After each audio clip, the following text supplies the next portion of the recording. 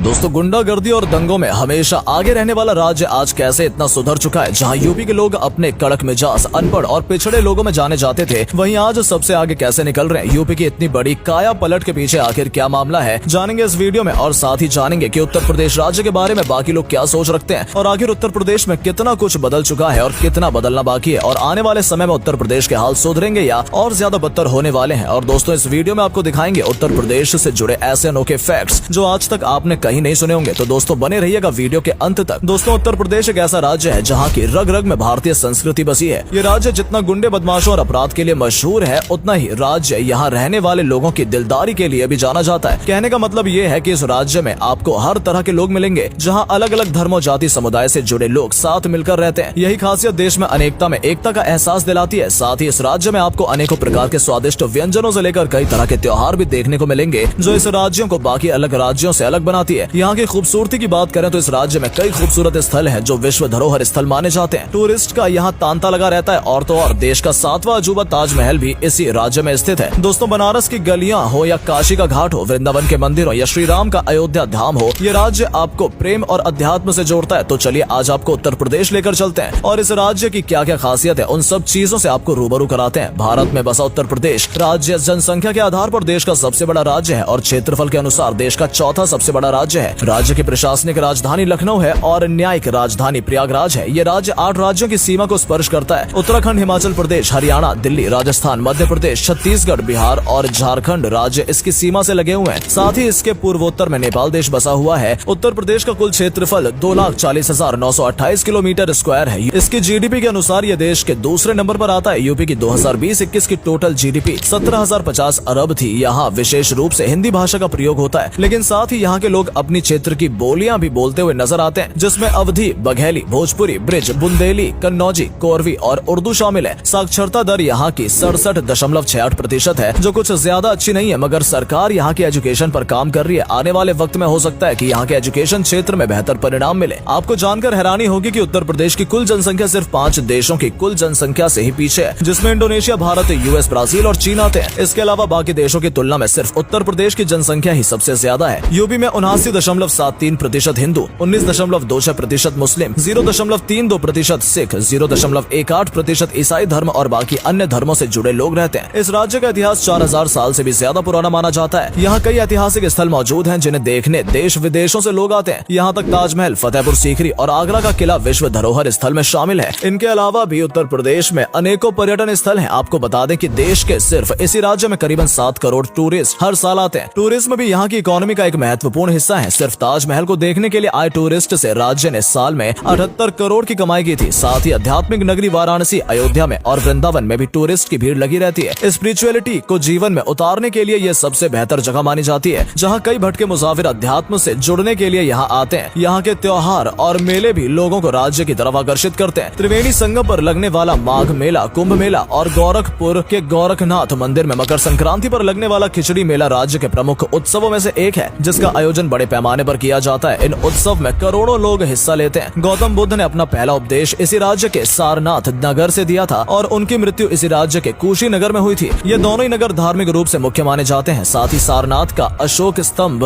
राष्ट्र की महत्वपूर्ण कलाकृतियों में शामिल है। राज्य में 25 वन्य जीव अभयारण्य और एक राष्ट्रीय उद्यान भी है, जहाँ अनेकों प्रजातियों के जीव जंतु एवं पक्षी रहते हैं। कला की दृष्टि से भी ये राज्य काफी समृद्ध है। यहाँ का कथक, शास्त्रीय संगीत, पारंपरिक संगीत और नृत्य यहाँ की खूबी है। ये राज्य तुलसीदास, सूरदास, कबीरदास, प्रेमचंद, जयशंकर प्रसाद, हरिवंश राय बच्चन, महादेवी वर्मा जैसे महान कवियों और लेखकों की जन्मभूमि रही है। दोस्तों, इस राज्य की अनगिनत खूबियां हैं। अगर इनकी इन्हीं सब खासियत को बताने बैठे तो पूरा दिन यहीं बीत जाना है। इसलिए अब वीडियो में आगे बढ़ते हैं और जानते हैं कि उत्तर प्रदेश राज्य में योगी सरकार के आने से पहले और उनके मुख्यमंत्री बनने के बाद राज्य में कौन से बड़े बदलाव आए हैं। ये बदलाव अच्छे थे या खराब। साथ ही जानते हैं इन राज्यों को लेकर लोगों की क्या सोच है। दोस्तों, जब लोगों से पूछा जाता है कि उत्तर प्रदेश राज्य के बारे में आपका क्या ख्याल है, तब लोगों का इस राज्य के बारे में ये मानना है कि यहाँ बहुत दंगे फसाद होते हैं, यहाँ के लोग बहुत ज्यादा लड़ाकू हैं और बस गुंडागर्दी ही इस राज्य में चलती है और अपराध भी यहाँ काफी होते हैं, जिस वजह से बहुत से लोग उत्तर प्रदेश राज्य को सेफ नहीं मानते हैं। साथ ही यूपी में रहने वाले लोगों की पहचान उनके रहन सहन और बोलचाल से जान ली जाती है। यूपी में रहने वाले लोगों की खड़ी बोली होती है और यहाँ के लोग आम बोलचाल में भी गालियों का इस्तेमाल करते हैं, मगर साथ ही लखनऊ की तहजीब को भी याद किया जाता है। लोगों का ये भी मानना है कि यूपी में रहने वाले नागरिक बहुत ज्यादा मेहनती होते हैं और मिलनसार भी होते हैं। और अपनी ही मौज मस्ती में रहना पसंद करते हैं और ये काफी हेल्पफुल भी होते हैं। और ये भी देखा जाता है कि यूपी में ज्यादातर लोगों का सपना आर्मी में जाने का होता है और यूपी वाले अपने परिवार को भी बहुत ज्यादा अहमियत देते हैं। दोस्तों ओवरऑल लोगों से यूपी के बारे में आर्मी पॉलिटिक्स, ताजमहल, लखनऊ दंगे और दिलदार लोग जैसे शब्द सुनने को मिलते हैं और ये शब्द यूपी को बेहद सही तरीके से डिफाइन भी करते हैं। दोस्तों आप भी यूपी के बारे में अपनी राय कमेंट में लिखकर जरूर बताएं। दोस्तों हाल ही में आपको यूपी के बारे में कुछ अच्छा सुनने को मिल सकता है, लेकिन अगर हम यूपी में 10 साल पीछे जाएं तो यूपी की स्थिति उस वक्त कुछ ऐसी थी जहां ना ही अच्छी शिक्षा थी, ना ही बिजली पानी जैसी आम जरूरत थी, ना ही सड़कें, ना ही विकास था, ना ही कोई यहाँ इन्वेस्ट करना चाहता था और सुरक्षा भी बिल्कुल ना के बराबर ही थी। तो फिर आखिर यूपी था क्या, वो भी हम आपको बताते हैं। दोस्तों सालों पहले यूपी सिर्फ राजनीति, गरीबी, गंदगी, बेरोजगारी और गुंडा राज के लिए जाना जाता था। जी हाँ, उत्तर प्रदेश पहले पिछड़ा राज्यों में गिना जाता था और यहाँ के हालात इतने ज्यादा खराब थे कि इस जगह पर विकास होने की कोई उम्मीद भी नजर नहीं आती थी। यहाँ का इंफ्रास्ट्रक्चर भी बेहद खराब था, एजुकेशन रेट भी बहुत कम था, यहाँ तक कि करप्शन भी बहुत ज्यादा था। हालात कुछ यूँ थे कि इस राज्य में रहने वाले लोग कम पढ़े लिखे थे, जिससे वजह से उन्हें बाहर कहीं अच्छी नौकरी भी नहीं मिलती थी और इंफ्रास्ट्रक्चर इतना खराब था कि 12 की कोई कंपनी अपना बिजनेस यहाँ नहीं करना चाहती थी। सड़कें टूटी हुई थी तो ट्रांसपोर्ट सिस्टम खराब था। यहाँ गुंडागर्दी इतनी ज्यादा थी कि अमेज़न और फ्लिपकार्ट जैसी कंपनियां भी यहाँ के 2-3 डिस्ट्रिक्ट में ही सामान डिलीवर करती थी, क्योंकि बीच रास्ते में सामान चोरी या लूटने का डर बना रहता था। यहाँ अपराध हद से ज्यादा बढ़ गए थे और इन सब के पीछे बड़े बड़े पॉलिटिशियन का ही हाथ माना जाता है। अपराधियों को लेकर कभी कोई सख्त कार्यवाही भी नहीं हुई थी। लेकिन दोस्तों फिर यूपी राज्य की किस्मत बदल गई जब यूपी के मुख्यमंत्री बदले। जी हाँ दोस्तों, योगी आदित्यनाथ सरकार के आते पिछले कुछ सालों में जो बदलाव देखने को मिले हैं उसे देखकर आप बिल्कुल नहीं कह सकते कि ये वही 10 साल पहले वाला उत्तर प्रदेश है। चलिए आपको दिखाते हैं उत्तर प्रदेश की वर्तमान की तस्वीरें कैसी हैं। दोस्तों यूपी की सरकार यूपी के लिए अपना विजन पूरी तरह से क्लियर करके और फुल तैयारी के साथ आई थी और आते सरकार ने काम शुरू करना शुरू कर दिया। यहाँ के इंफ्रास्ट्रक्चर को बेहतर बनाया गया और दोस्तों पूरे देश में आज सबसे ज्यादा एक्सप्रेस वे उत्तर प्रदेश राज्य में ही है। ट्रांसपोर्ट सिस्टम सुधरने से लोगों का समय ही नहीं बचा बल्कि एक अपॉर्चुनिटीज भी राज्य में आई है। और दोस्तों बीते कुछ सालों में सरकार ने जो गुंडों के खिलाफ सख्ती बरती है वो शायद ही यहाँ अभी तक किसी ने बरती होगी और हर मामले में सरकार ने तेजी से कार्रवाई की है। अगर आप पहले के और अब के आंकड़ों की तुलना करेंगे तो आप ये खुद देख पाएंगे कि यूपी में पहले के मुकाबले क्राइम रेट बहुत कम हुआ है और यहाँ रहने वाले पुरुष और महिलाएं खुद को अब पहले से ज्यादा सुरक्षित महसूस करते हैं। ये बात इस राज्य की पुलिस खुद एडमिट करती है कि पहले यूपी में बड़े बड़े गुंडे माफिया को नेताओं का सपोर्ट मिला करता था, जिसके आगे पुलिस को भी बेबस होना पड़ता था। वहीं दूसरी ओर आज के वक्त पुलिस को अपनी जिम्मेदारी और कड़े एक्शन लेने की खुली छूट दी जाती है। यहाँ पहले के मुकाबले में डिस्क्रिमिनेशन और वायलेंस काफी हद तक कम हुआ है। इतना ही नहीं दोस्तों, अगर आज के वक्त आप यूपी के अस्पताल और स्कूलों में भी नजर डालेंगे तो आपको एक से बढ़कर एक सुविधाएं देखने को मिलेंगी। यानी यहाँ शिक्षा और चिकित्सा क्षेत्र पर भी बराबर ध्यान दिया गया है। आपको जानकर हैरानी होगी कि राज्य में पहले से 150 गुना ज्यादा टूरिज्म बढ़ा है, जिससे राज्य की इकोनॉमी पर भी अच्छा प्रभाव पड़ा है। साथ ही कई बड़े बड़े इन्वेस्टर्स आज यूपी में इन्वेस्ट करने के लिए तैयार रहते हैं और गुजरात, महाराष्ट्र, तेलंगाना जैसे राज्यों की जगह यूपी में इन्वेस्ट करना चाहते हैं। यहाँ जितनी ज्यादा आबादी है उस हिसाब से राज्य को संभालना बहुत बड़ी बात है और ऐसे में राज्य कोरोना महामारी में भी उभरने में काफी हद तक कामयाब रहा है। दोस्तों जैसे जैसे यूपी की तस्वीर बदली है वैसे वैसे लोगों के विचार भी यूपी को लेकर बदले हैं। और दोस्तों इन्हीं सब कारणों से योगी आदित्यनाथ दोबारा यूपी के मुख्यमंत्री बने हैं और इतना ही नहीं बल्कि बाकी स्टेट के लोग भी अब अपने राज्य में योगी की सरकार जैसी सरकार ही चाहते हैं। दोस्तों हालांकि राज्य तेजी से आगे बढ़ रहा है मगर अभी भी राज्य में बहुत से काम होने बाकी हैं। कहा जा सकता है कि अभी यूपी पूरी तरह से विकसित तो नहीं है लेकिन विकासशील जरूर है। सरकार ऐसी सही दिशा में काम करती रही तो धीरे धीरे यूपी राज्य देश के विकसित राज्यों में गिना जाने लगेगा। बताया जाता है कि आने वाले वक्त में यूपी के 12 शहरों में मेट्रो चलाई जाएगी, एयरपोर्ट डेवलप किए जाएंगे, धार्मिक तीर्थ स्थलों को बेहतर बनाया जाएगा जो यहाँ के टूरिज्म को बढ़ाने में मदद करेगा। इनके मुख्य रूप से गोरखपुर, विंध्याचल, मथुरा, वाराणसी, चित्रकूट शामिल हैं। इसके साथ साथ सरकार के और भी कई बड़े प्रोजेक्ट हैं जो हमें समय के साथ साथ देखने को मिलेंगे। चलिए दोस्तों उत्तर प्रदेश के बेहतर भविष्य की कामना करते हुए इस वीडियो को यहीं खत्म करते हैं। तो दोस्तों ये था भारत देश का उत्तर प्रदेश राज्य जिसके बारे में आपने आज काफी कुछ जाना। आपका उत्तर प्रदेश के राज्य को लेकर क्या नजरिया है कमेंट में जरूर बताइएगा। वीडियो पसंद आई हो तो वीडियो को लाइक और शेयर जरूर कीजिएगा। धन्यवाद।